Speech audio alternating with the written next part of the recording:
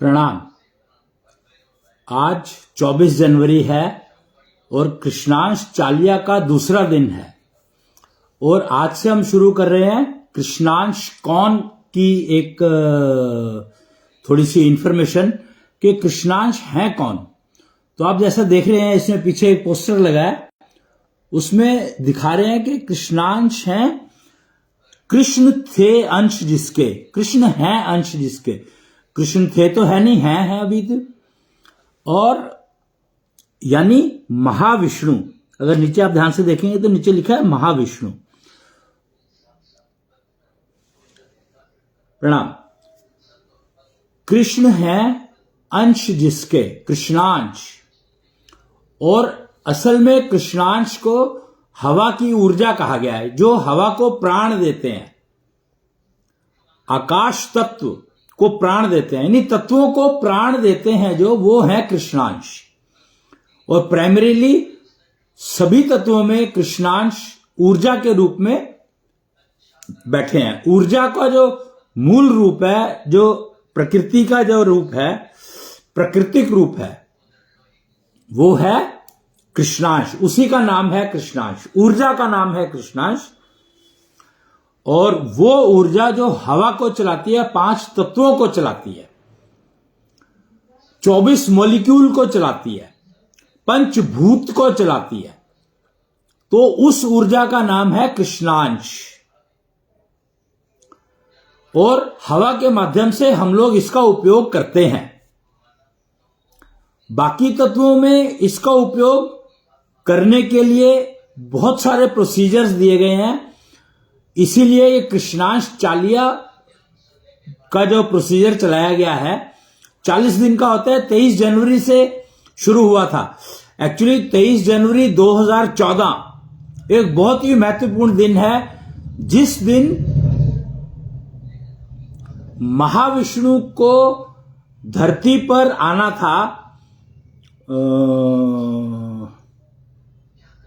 2023 में, तो उसका यज्ञ शुरू हुआ था। 23 जनवरी 2014 को यज्ञ शुरू हुआ था, उनके आने की तैयारी जिसको कहा जाता है। कि कोई भी अगर कृष्ण जैसे आए थे, कृष्ण ने जब जन्म लिया था तो उससे पहले 8-7 वसु आए थे। जिन कहानियां आती है ना कि कंस ने जिनको मार दिया था, तो एक्चुअली वो कंस ने मारा नहीं था, वो कुछ कंफ्यूजन रहा है। कंस वो मरे हुए ही पैदा हुए थे। तो 7 पैदा हुए थे मरे हुए लोग। देवकी ने 7 मरे हुए पुत्रों को जन्म दिया था और 8वें कृष्ण थे, जबकि कन्या बताई गई है, माया, योग माया जिसको कहा गया है। तो वो सब तो आप महाभारत में पढ़ सकते हैं, या कृष्ण के जो लीलाएं हैं उसमें आप समझ सकते हैं उन कुछ चीजों को। गाथा कहानियों के रूप में सारी चीजें उपलब्ध हैं, क्योंकि वो कहानियों के रूप में लिखी गई हैं, तो इसलिए फैक्चुअल क्या है वो पहचान नहीं पाए। विष्णु अगर धरती पर आ रहे हैं, आप क्या सोचते हो विष्णु का बोझ धरती उठा सकती है? संभव ही नहीं है, क्योंकि विष्णु धरती का बोझ उठाते हैं, विष्णु धरती को पालते हैं। जैसे कन्या जब मां बनती है, फीमेल जब नारी जब मां बनती है, तो उससे पहले उसमें नारी शक्ति जागृत होती है। और नारी शक्ति कैसे जागृत होती है? नारी शक्ति जागृत होती है आकाश तत्व के रूप में, और वो तब जागृत होनी शुरू होती है जब उसके मेंसेस साइकिल स्टार्ट होने शुरू होते हैं, स्टार्ट होने की प्रक्रिया शुरू होती है, यानी 9वें साल के बाद, 9th ईयर में प्रक्रिया शुरू होती है मेंसेस साइकिल के शुरू होने की। उससे पहले 8 साल प्रिपरेशन चलती है तत्व जागरण का। तत्व जागरण का मतलब समझो। तत्व जागरण का मतलब है तत्वों में ऊर्जा का जागरण, ऊर्जा का विस्तार। जब तत्वों में ऊर्जा का विस्तार होने लगता है, जो 4 साल के बाद से होता है, चौथे साल से शुरू होता है। गर्भ में 1 साल, फिर 3 साल, चौथे साल से शुरू होता है जागरण, तत्वों की ऊर्जा का जागरण, यानी विस्तार। जागरण, यहां पर जागरण का मतलब यह नहीं कि पहले वो डेड थी, यहां जागरण का मतलब है विस्तार। एक मूल रूप में है, बीज रूप में है, काम कर रही है पर समझ नहीं आती। तो चौथे साल से विस्तार शुरू होता है और 9वें साल से मेंस्ट्रुअल साइकिल का विस्तार शुरू, वो का एक्टिवेशन शुरू हो जाता है। अब वो 9वें में हो, 10वें में हो, 11वें में हो, 12वें में हो, 13वें में हो, 14वां में हो, 15, 16 साल तक कभी भी हो सकते हैं। 9 साल से शुरू होते हैं, 9वें साल से प्रक्रिया शुरू हो जाती है। पर फिजिकल कब इंप्लीमेंट हो वो डिपेंड करता है आपकी ऊर्जा का जागरण कैसा है, आपकी ऊर्जा का विस्तार कैसा है, उसके लिए आपने प्रिपरेशन क्या किया। पहले अगर 4 साल आपने प्रिपरेशन ही नहीं करी तो वो जागृत तो होगी पर विस्तार की दिशा निर्धारित नहीं होगी। समस्या क्या है कि दिशा निर्धारण सबसे ज्यादा इंपॉर्टेंट है और दिशा निर्धारित नहीं होती तो कॉल ऑफ नेचर को अटेंड करने का पता ही नहीं लगता। क्यों? क्योंकि दिशा निर्धारित हुई नहीं। ऊर्जा का प्रसार तो चारों तरफ होगा, पर कहते हैं ना कि अगर आप कर्म को करोगे, जब कर्म को श्रम में बदलते हो, कर्म करने के लिए श्रम करते हो जब, तो एकाग्र होकर करना पड़ता है। एकाग्रता मन से होती है, तन की एकाग्रता नहीं होती है, एकाग्रता मन की होती है। और मन की एकाग्रता को डिस्टर्ब करती है प्रवृत्ति। प्रकृति डिस्टर्ब नहीं करती, प्रकृति तन को डिस्टर्ब करती है, फिजिकल बॉडी को, और मन को डिस्टर्ब करती है प्रवृत्ति। और प्रवृत्ति का कुछ अता पता नहीं है। वो इसलिए नहीं है क्योंकि ऊर्जा का प्रसार चारों दिशाओं में हो रहा है, 10 दिशाओं में हो रहा है इनफैक्ट। तो अगर ऊर्जा का प्रसार 10 दिशाओं में होगा तो डेफिनेटली आपकी प्रॉब्लम रहेगी, कंफ्यूजन रहेगा ही रहेगा। ऊर्जा को प्रसार एक दिशा में करना है, वो कुंडली जागरण और ये चक्र चलना और वो सारा बताया जाता है। चक्र हमेशा एक दिशा में है, नीचे से ऊपर। तो ऊर्जा का अगर प्रसार हम दिशा निर्धारित नहीं करेंगे तो फिर कैसे काम चलेगा? चलेगा ही नहीं। ऊर्जा का प्रसार, हर तत्व में ऊर्जा का प्रसार और ऊर्जा का तो पता ही कुछ नहीं है। तो कृष्णांश ऊर्जा ही हर तत्व की ऊर्जा का नाम है, कृष्णांश। इसीलिए कहा गया है कि कृष्ण है अंश जिसके। मन मौजी बनना है तो ऊर्जा का प्रसार एक दिशा, यूनिडायरेक्शनल, और उसी डायरेक्शन को 11th डायमेंशन कहा गया है। उसी डायमेंशन को 11th डायमेंशन कहा गया है। तो फीमेल का और मेल का ऊर्जा का प्रसार की दिशाएं अलग अलग हैं।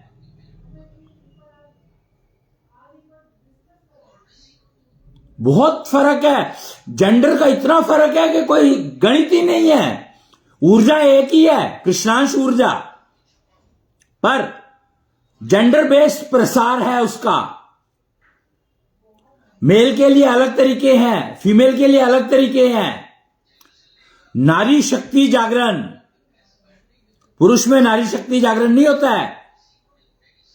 पुरुष में विष्णु शक्ति, विष्णु ऊर्जा, स्त्री में भी विष्णु ऊर्जा, दोनों जेंडर में, पर पुरुष के लिए ज्यादा उपयोगी है, पुरुष के लिए ज्यादा जरूरी है, बहुत जरूरी है। और कृष्णांश ऊर्जा भी दोनों के लिए है, पर दिशा अलग अलग है। यहां दिशा समझनी है। दिशा भी है 11th डायमेंशन ही, लेकिन उस 11th डायमेंशन की बात की है मैंने, डायरेक्शन की बात नहीं करी है। तो महिलाओं की डायमेंशन की डायरेक्शन अलग है, पुरुषों की डायमेंशन की डायरेक्शन अलग है। यह समझना ही होगा, नहीं तो आप विष्णु ऊर्जा का उपयोग नहीं कर पाओगे, आप कृष्णांश ऊर्जा का उपयोग अधूरा कर पाओगे। सभी तत्वों में कृष्णांश ऊर्जा ही काम कर रही है। जल जो हिलता रहता है, हर समय हिलता रहता है, तो वो हवा के कारण नहीं है, ऊर्जा के कारण है। हवा हिलती रहती है हर समय। आकाश तत्व एनर्जी ट्रांसफर का माध्यम, तो वो किस तरीके से कर रहे हैं? तो वो सबके सब कृष्णांश ऊर्जा से चलते हैं। कृष्णांश ऊर्जा के कारण वो जीवित है। कृष्णांश ऊर्जा का विस्तार, वो विस्तार की बात की है। सनातन संस्कृति में विस्तार की बात की गई है। अब आपको दो शब्द की बात करूंगा मैं आज थोड़ा सा, क्योंकि सनातन और सतानन, सतानत, सतानत और सनातन दो शब्द हैं। ये दोनों शब्दों को समझना होगा। सतानत, सता मतलब सताना, किसी को कष्ट देना।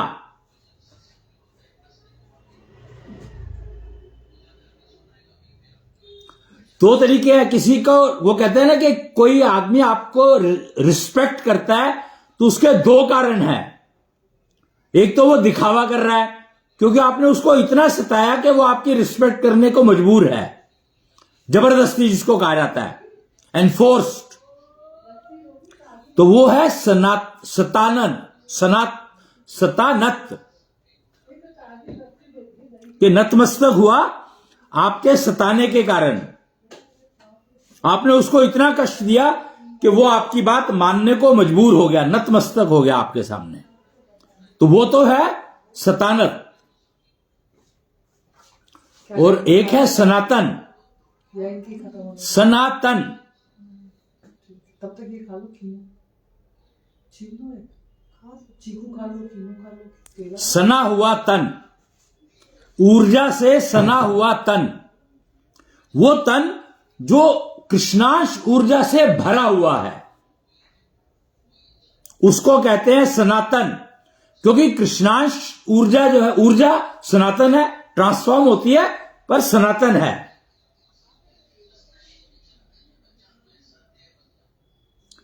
तो सनातन और सतानत, इन दो शब्दों को हमें समझना ही होगा कि जीवन आप कैसे चलाना चाहते हैं अपना। ऊर्जा से भरा हुआ या कष्टों से भरा हुआ तन। ऊर्जा से भरा हुआ तन प्रसन्नता देता है, हैप्पीनेस देता है। कष्टों से भरा हुआ तन कष्ट देता है,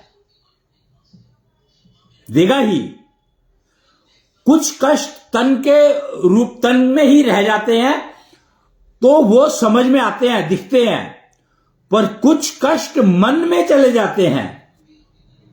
जो कष्ट मन में चले जाते हैं वो परमानेंट है। कहते हैं ना कि किसी का कहा हुआ अगर आपको दिल पे मत ले यार, एक स्टेटमेंट है, दोस्तों में चलती है कि यार दिल पे मत ले यार। तो दिल पे मत ले यार का मतलब है कि आप कष्टों को शरीर तक रखो, दिल पर मत जाने दो, मन में मत जाने दो। दिल और हृदय दो अलग अलग चीजें हैं। दिल और हृदय, हृदय जो है वो आपका जनरेटर है, ऊर्जा जनरेटर, और दिल कहा गया है मन को।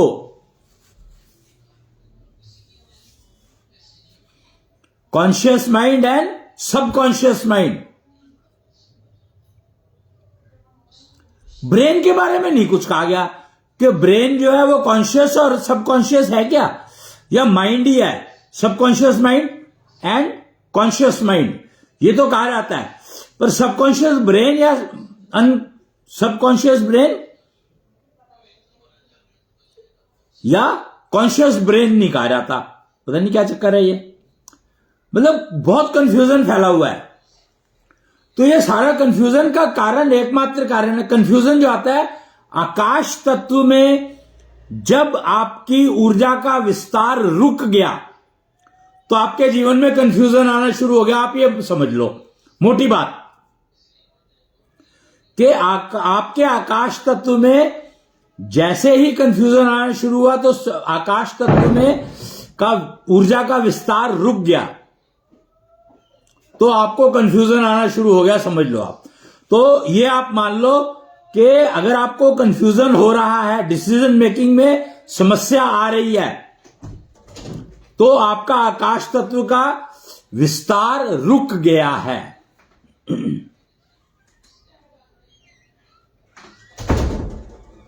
यह आपको मानना ही पड़ेगा, क्योंकि आपके पास कोई हल नहीं है। कंफ्यूजन से बचने का एकमात्र रास्ता है आपके आकाश तत्व को कि ऊर्जा का विस्तार होता रहे। प्रोसीजर बने हुए हैं। ये जो यज्ञ और हवन के जो सिस्टम चले थे वो बेसिकली आपके आकाश तत्व के विस्तार के लिए ही चले थे, परंतु उसमें पृथ्वी तत्व जोड़ लिया तो उससे आकाश तत्व का वो खत्म हो गया, मतलब विस्तार का पर इफेक्ट खत्म हो गया। वो आपका सिर्फ अग्नि तत्व तक रह गया, क्योंकि अग्नि तभी दिखती है जब पृथ्वी तत्व होगा, बिना पृथ्वी तत्व के अग्नि नहीं दिखती। पृथ्वी तत्व जितना कम से कम होगा उतना ही बेटर है। तो इसीलिए कृष्णांश चालिया में कपूर का हवन बताया गया है, जल का हवन बताया गया है, वायु का हवन बताया गया है, पृथ्वी तत्व का हवन ही नहीं बताया गया। कपूर या फिर जल या फिर वायु, तीन तत्वों से हवन किया जाता है। पृथ्वी के लिए, पृथ्वी की ऊर्जा के लिए करना है तो कपूर से,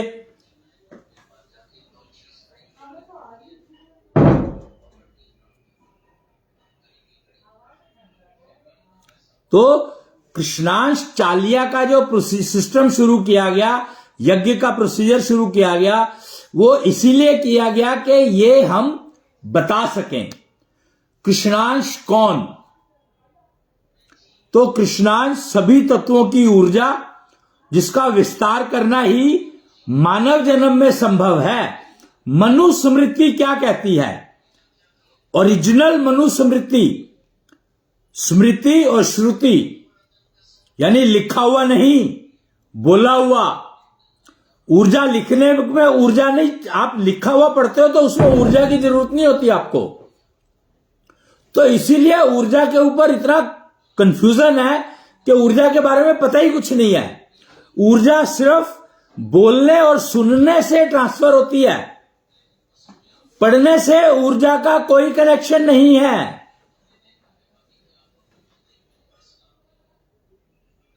श्रुति और स्मृति, तो मनु जो है, मनु ने श्रुति और स्मृति की प्रथा ही चलाई थी। लिखित में मनुस्मृति नहीं है, वेद लिखित में नहीं है, ये मूलतः श्रुति और स्मृति से ही चलते थे।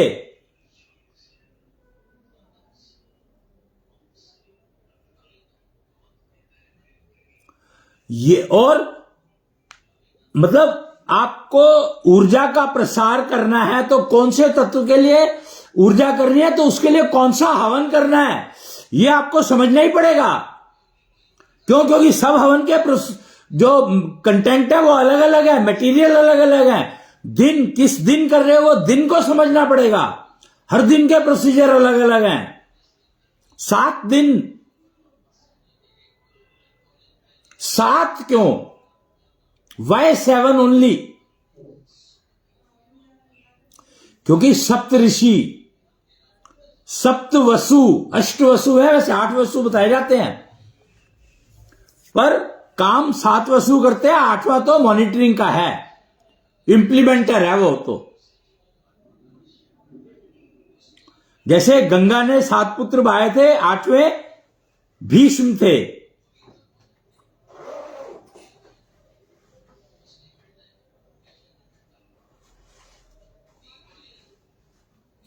तो 7 यानी सप्त ऋषि,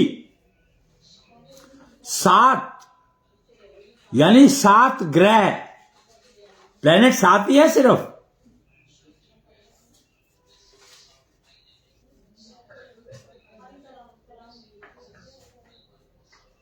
दिन 7 होते हैं। एक नंबर है 22/7। यह नंबर एक बहुत महत्वपूर्ण नंबर है। यह नंबर डिफाइन करता है उस ऊर्जा के बारे में जो ऊर्जा प्लेनेट सिस्टम, सोलर सिस्टम को मेंटेन करती है, और वो है विष्णु ऊर्जा।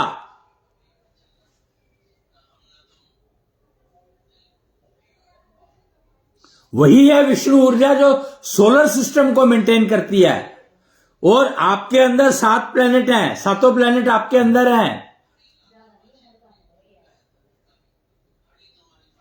तो विष्णु ऊर्जा का उपयोग उन्हीं प्लेनेट को मेंटेन करने का है, सिंक्रोनाइज रखने का है।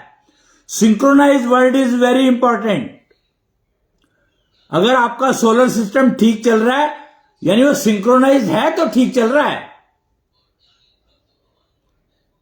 अगर एक भी प्लेनेट इधर से उधर हो गया तो सिंक्रोनाइजेशन आउट हो जाता है। और ये होता रहता है जब भी प्लेनेट रेट्रोग्राफ होते हैं, रेट्रो होते हैं, रेट्रो मूवमेंट होती है जिस भी प्लेनेट की, एस्ट्रोलॉजर बताएंगे आपको। तो रेट्रो मूवमेंट का मतलब यह है कि किसी प्लेनेट ने गड़बड़ करने की कोशिश की, सिंक्रोनाइजेशन से बाहर जाने की कोशिश की, तो वो प्लेनेट को तुरंत विष्णु ऊर्जा रेट्रो में डाल देती है।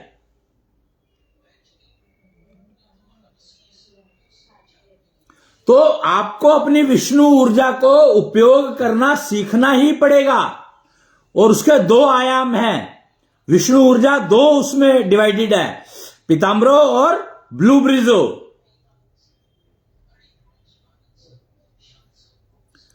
तो पीताम्बरो एनर्जी सुबह के सूर्योदय के साथ उपलब्ध होती है, और ब्लू ब्रिजो एनर्जी शाम को सूर्यास्त के समय में उपलब्ध होती है।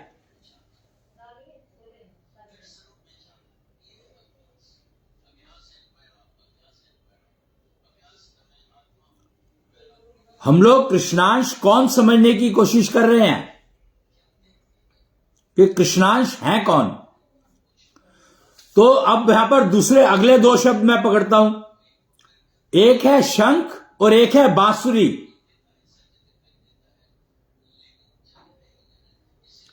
आप अगर देखोगे तो सारे अवतार, अगर विष्णु के आप सारे अवतारों को झांको तो सिर्फ एक अवतार है जिसने म्यूजिक की बात की है, बांसुरी से।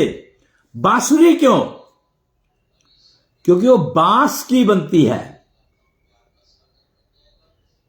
बांस सुर में,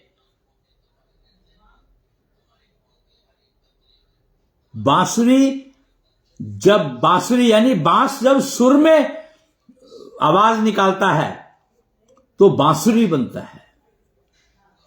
बांसुरी का उपयोग क्या है? कृष्ण ने बांसुरी के बारे में, बांसुरी का उपयोग किया।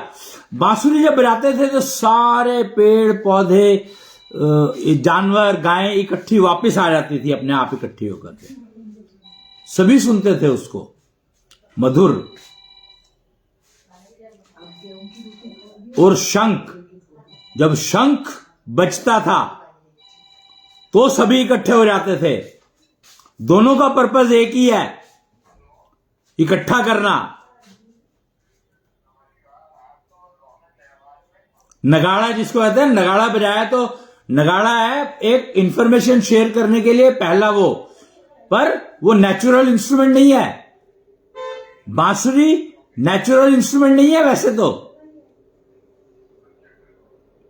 पर बांस से सुर निकालना है तो उसको बांसुरी का रूप देना पड़ता है। और बांसुरी कितने ही सुर निकाल सकती है। हम तो 7 सुरों की बात करके रह गए भाई, कितना लिमिटेड है हमारा सारा तामझाम, कितना लिमिटेड है। और सुर होते हैं 16।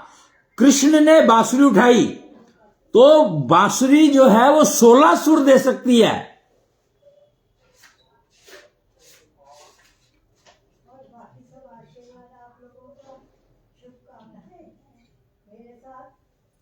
शंख जब बजता है तो सारे इकट्ठे हो जाते हैं कि कोई आपदा, कोई मुसीबत आने वाली है,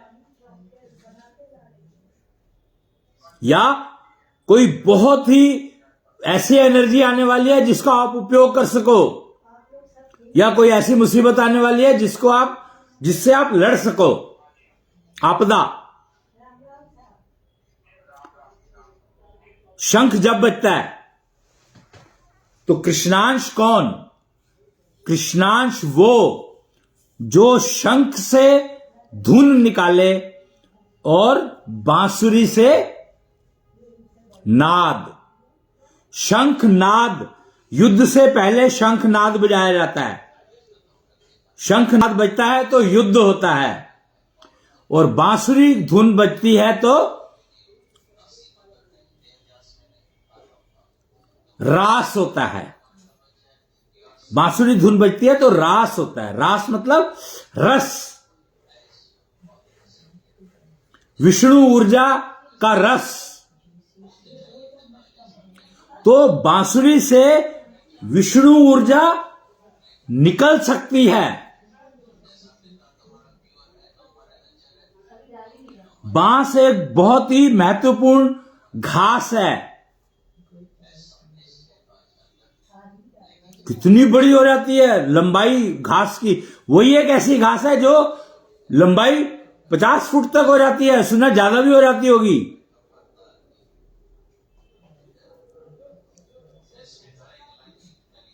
घास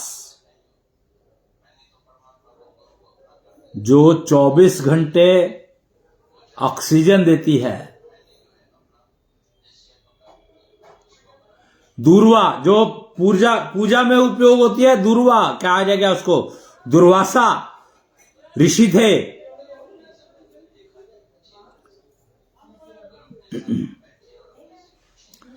इसलिए कृष्णांश वो हैं जो बांसुरी से नाद निकाल सकें,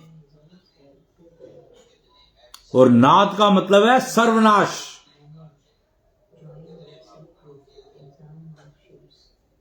बांसुरी से अगर नाद निकलने लगे तो वो नेगेटिविटी का सर्वनाश कर देता है। यानी विष्णु ऊर्जा इतनी निकलती है उससे कि वो हर नेगेटिव एलिमेंट को नष्ट कर देती है, वातावरण से नेगेटिविटी खत्म कर देती है। पोल्यूशन का सर्वनाश, पोल्यूटेड एलिमेंट्स का सर्वनाश, पोल्यूटेड ब्रेन्स का सर्वनाश। बांसुरी से अगर नाद निकलने लगे तो वो पोल्यूशन का सर्वनाश कर सकता है। उपयोग होगी विष्णु ऊर्जा। किसी भी तरह की नेचुरल कैलेमिटी को अगर आपको नुकसान करने से रोकना है तो आपको विष्णु ऊर्जा का ही उपयोग करना पड़ेगा। अपने तत्वों को जागृत रखना है, सिंक्रोनाइजेशन में रखना है प्लैनेट सिस्टम को, अपने शरीर के प्लैनेट सिस्टम को सिंक्रोनाइज रखना है, तो तत्वों को के ऊर्जा का विस्तार करना ही पड़ेगा। आपको करते ही रहना पड़ेगा, निरंतर करते रहना पड़ेगा। सतयुग में यही होता था कि अपने ऊर्जा का विस्तार करने के सारे प्रक्रिया करते थे, और जब जब आपकी ऊर्जा, सारे तत्वों का ऊर्जा का प्रसार होता रहेगा, विस्तार होता रहेगा, तो आपको आपके शरीर में ऊर्जा बनी रहेगी, परमानेंट।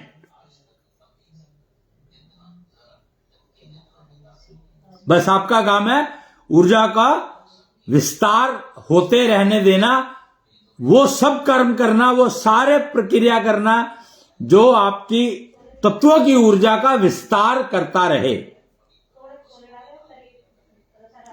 कृष्णाष्टमी चालिया चल रहा है, दूसरा दिन है आज उसका। कल पहला दिन था, बसंत पंचमी थी कल।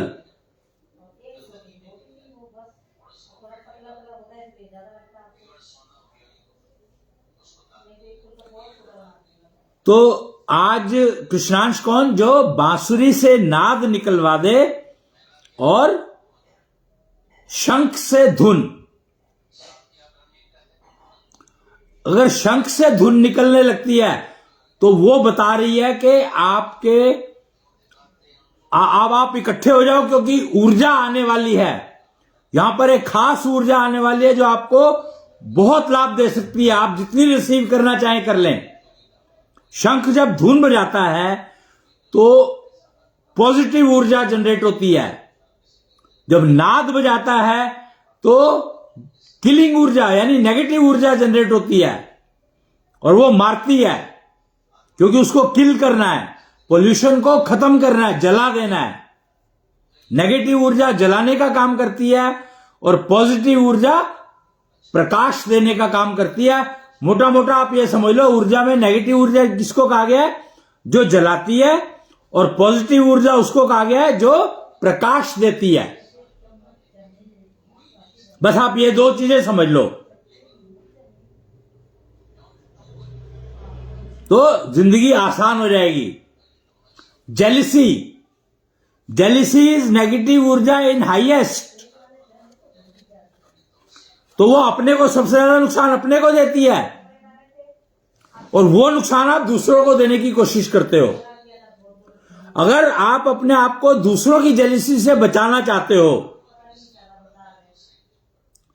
तो आपको, नारी है तो वो ब्लू ब्रिजो एनर्जी मतलब विष्णु ऊर्जा का उपयोग करना ही पड़ेगा।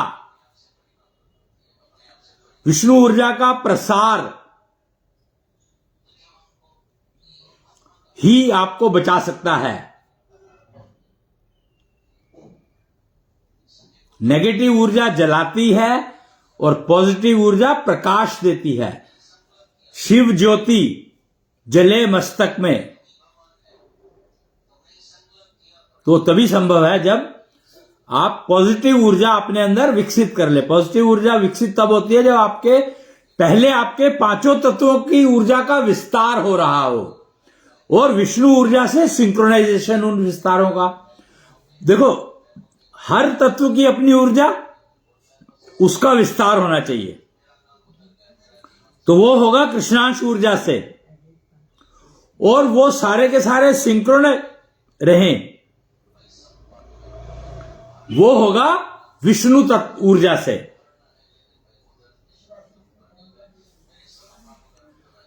और विष्णु ऊर्जा के दो वो हैं, पीताम्बरो और ब्लू ब्रिजो।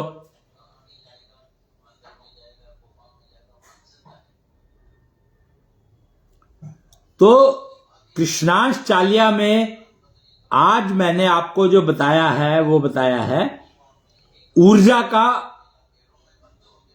और तत्वों में ऊर्जा का विस्तार करना आपकी जिम्मेदारी है, और मनुष्य रूप में ही संभव है ये। मनु ने यही नियम बनाए थे कि आप अपनी तत्वों की ऊर्जा को विस्तार करो और विष्णु ऊर्जा का उपयोग करके सिंक्रोनाइज करो, और किताब पढ़ने की बजाय चर्चा करो, डिस्कशन करो, बोलो और सुनो।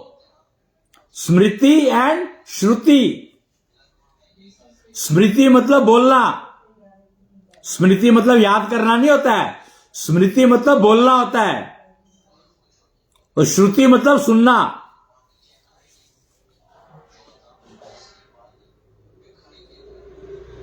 तो इन दोनों से आप ऊर्जा एक्सचेंज करते हो जब ये काम करते हो तो।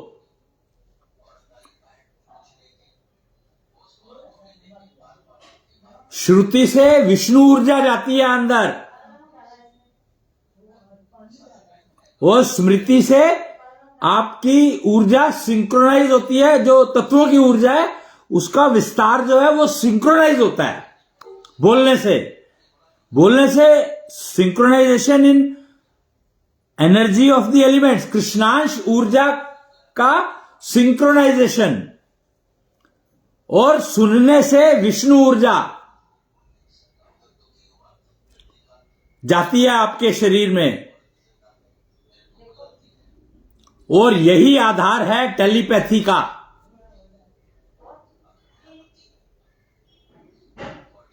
और दिन बहुत इंपॉर्टेंट है, 7 दिन मतलब 7 प्लैनेट्स। तो आपके प्लैनेट्स और जो सोलर सिस्टम के प्लैनेट्स हैं वो आपस में सिंक्रोनाइज रहे। जब आपकी कृष्णांश ऊर्जा सिंक्रोनाइज होगी विष्णु ऊर्जा के उपयोग से, क्योंकि विष्णु ऊर्जा का उपयोग ही प्लैनेट्स की सिंक्रोनाइजेशन करता है।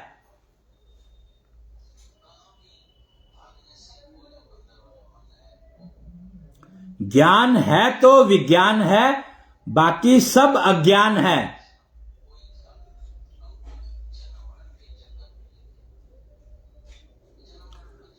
तन की आंखों से देखोगे तो विज्ञान दिखेगा, मन की आंखें खुलने लगेंगी तो ज्ञान भंडार दिखेगा।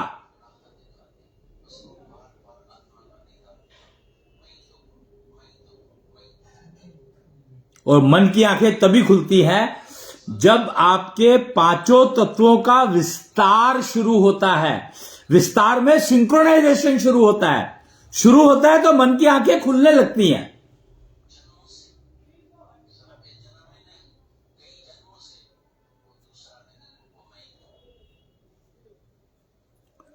तो अब समय हो गया है, आज के लिए इतना ही। और थोड़ा लेट हो गया था स्टार्ट करने में क्योंकि वो कुछ कनेक्शन, नेट कनेक्शन शायद कुछ तो कह रहा था। ये तो 2 बार मुझे स्टार्ट करना पड़ा इसको, तीसरी बार में शुरू हुआ। तो शायद हो सकता है कुछ सोशल मीडिया के प्लेटफॉर्म्स में कोई डिस्टरबेंस आ रही हो किसी कारण से, या नेट में कुछ डिस्टरबेंस आ रही हो मौसम की वजह से, मुझे नहीं मालूम।